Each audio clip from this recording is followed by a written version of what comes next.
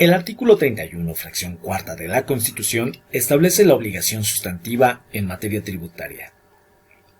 Entendemos por obligación sustantiva a la substancia de la relación tributaria. Es decir, se trata de la consecuencia que resulta al situarse el contribuyente con sus actos materiales en la realización del hecho gravado por la ley, y que constriñe al comisor a un dar que se delimita de la manera proporcional y equitativa que establezca la ley. En general, cuando se habla de la obligación de pago, suele confundírsele con la transmisión patrimonial, por la cual el contribuyente entera lo que le es debido al fisco, y se tiene así dicha obligación por cumplida.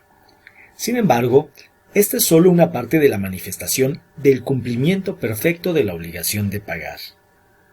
Mi nombre es José Antonio Pipil Huasco, soy maestro en Derecho Fiscal, y en este video te compartiré cómo es que se perfecciona la obligación de pago de los contribuyentes, e igualmente obtendrás la actualización que te permitirá dar seguimiento a los preceptos y principios que permiten que la Federación exija la existencia de los registros que integran la contabilidad. E igualmente, descubrirás nuevas líneas de defensa en relación específicamente a la imposición de los registros contables electrónicos.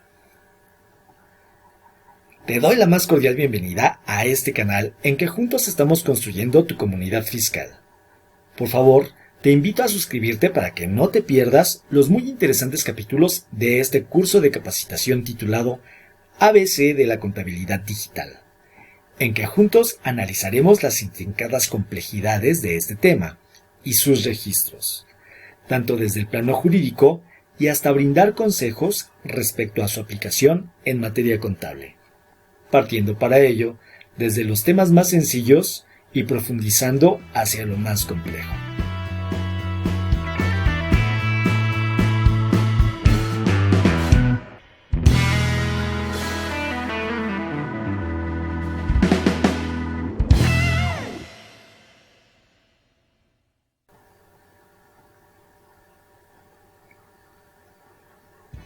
Como ya indicamos en la introducción de esta sección del curso, la obligación sustantiva implica un dar. Lógicamente, dicho dar se encuentra previamente delimitado por el legislador en el cuerpo normativo del presupuesto financiero anual. Y aparte, se encuentra también delimitado por las siguientes condicionantes. La primera condición es de que sea la ley, y solo la ley, la que determine el límite de la obligación, entendiendo por ley solo las normas supremas de toda la Unión, mismas que se encuentran detalladas por el marco derivado del segundo párrafo del artículo primero, del segundo párrafo del artículo 49 y del texto del artículo 131, todos estos de la Carta Suprema. La segunda condicionante después del principio de legalidad es que la obligación, así consignada en ley, debe concatenar, además, las condicionantes de que el gravamen sea proporcional y equitativo, circunstancias que deben de ser prevenidas por el legislador. De lo contrario, el tributo así dispuesto violará normas axiológicas que exige la Constitución para lograr la justicia en materia tributaria. La tercera condición para que el contribuyente se sitúe como obligado en el pago de gravamen es que ese sujeto se sitúe materialmente en la ejecución del hecho gravado y no en una causa excluyente del gravamen. Concatenados todos los elementos anteriores, se deriva el perfeccionamiento de los elementos de la obligación tributaria y por ende de su nacimiento, así como de las consecuencias de que el contribuyente deba tolerar y ejecutar, en algunos casos incluso por sí mismo, el sacrificio que le conminará, en la mayor parte de los casos, a una transmisión patrimonial de propiedad a favor del fisco en los términos precisados por la ley. Y es hasta aquí que se conforma de manera perfecta por sí misma solo la obligación sustantiva, es decir, la obligación de dar. Sin embargo, la propia Carta Magna establece con o sin obligación conjunta a la anterior otro elemento esencial de la obligación de pago, y que implica la realización de los formalismos administrativo-tributarios necesarios para que el pago se tenga por efectuado. Así, a la par del aspecto sustantivo de la obligación de pago tributario, se encuentra la obligación adjetiva, que conmina al ciudadano a satisfacer la transmisión de propiedad sobre y con los formalismos que la embisten. Entre otros, con las declaraciones que componen lo que en contaduría se ha dado en llamar como contabilidad, que en realidad no implica más que los registros de las operaciones realizadas por el comerciante y que le permiten demostrar precisamente que ha cumplido con los alcances sustanciales relativos al acatamiento de su obligación. De hecho, en realidad la Constitución no se refiere a la regulación de ninguna contabilidad, sino solo a la obligación del contribuyente a realizar sus registros, lo cual viene en esencia a ser tanto lógico como la denominación correcta en este sentido, tanto en el plano jurídico como en lo que se refiere a las técnicas administrativas de registro. Y respecto a dichas técnicas, baste decir que cuando el SAT hace una revisión al contribuyente, no le interesa revisar la contabilidad, lo cual resultaría surrealista, sino solo los registros conforme a los cuales dicha contabilidad se encuentra integrada.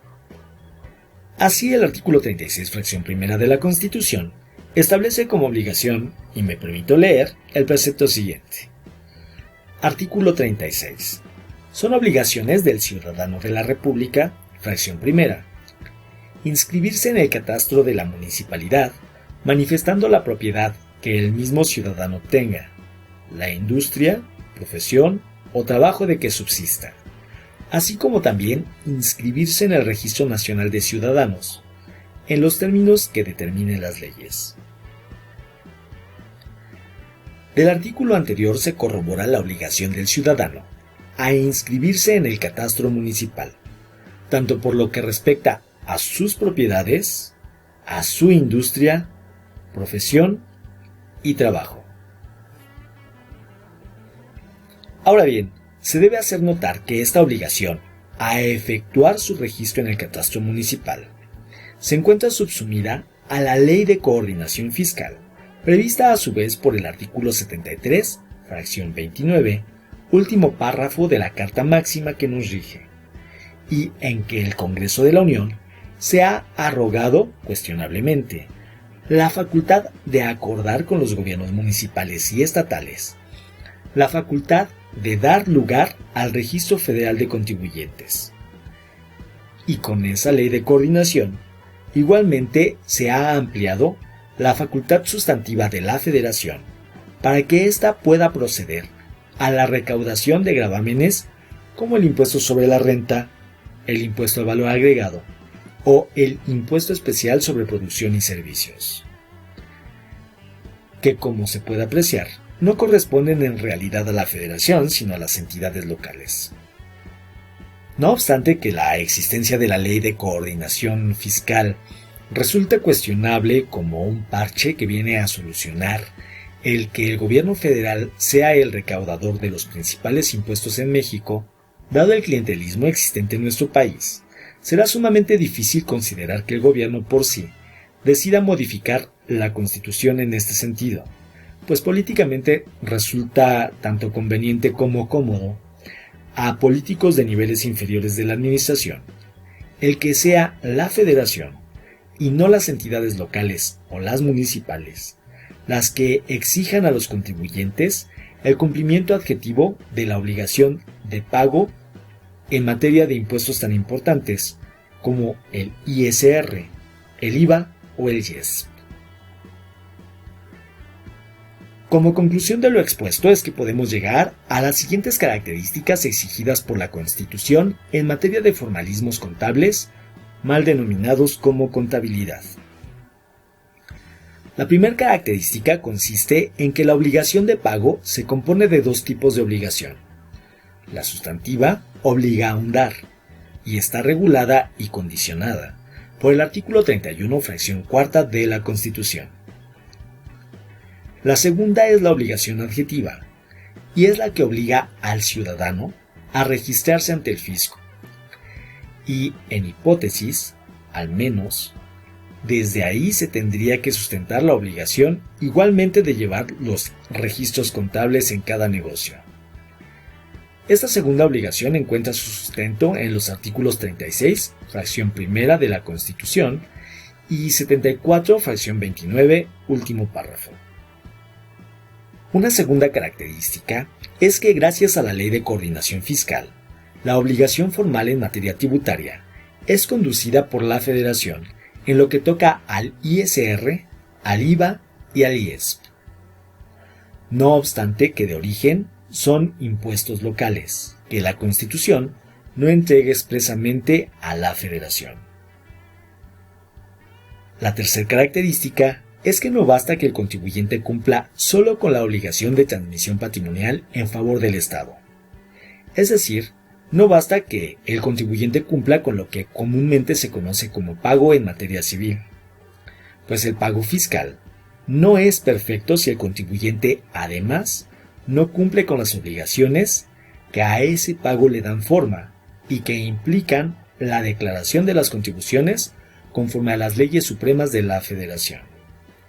La cuarta y cuestionable característica, y que se deriva de los artículos ya precisados, así como de la concatenación de los mismos, si es usted abogado, es que podrá advertir las posibles líneas de defensa en razón de la frágil estructura constitucional que rige hipotéticamente a la obligación de los contribuyentes de llevar los registros contables. En este caso, si requieres consultoría en materia de defensa contra la llamada contabilidad digital o electrónica, te invito a visitar mi blog personal, mismo que localizas como antoniapipilhuasco.com, y en que encontrarás un artículo con el nombre de este mismo video y en el que te ruego brindarme el mensaje para que acordemos una cita. La quinta característica es que tanto la obligación sustantiva como la adjetiva de pago implican ambas un sacrificio. La primera al obligar a una transmisión patrimonial o de dar en favor del Estado, y la segunda porque obliga al contribuyente a subsidiar al gobierno en el control que éste tendría que diseñar por sí para hacer efectivas sus facultades de control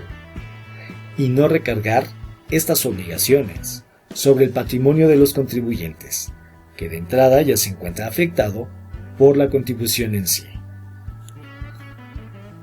Así pues, queda expuesta la manera en que nuestras normas superiores regulan la denominada contabilidad en materia electrónica.